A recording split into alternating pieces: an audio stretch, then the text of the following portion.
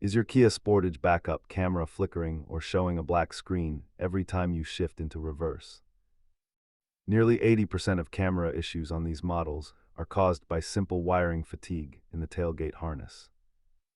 Let us break down the diagnostic steps to isolate your specific camera failure.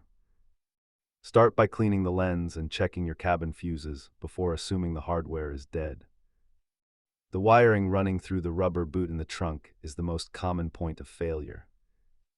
If the wiring is intact, inspect the camera module itself for internal moisture or corroded pins. Most connection issues are easy to fix at home, but internal head unit faults usually require a professional scanner.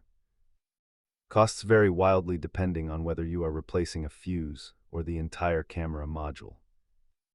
Use a multimeter to verify power is actually reaching the camera before purchasing expensive replacement parts. Keep a set of plastic trim tools and contact cleaner on hand to avoid damaging your interior panels. Always disconnect the negative battery terminal before removing any electronic modules to prevent short circuits. Check those wires first, and you will likely have your backup camera working again in no time. See you next time.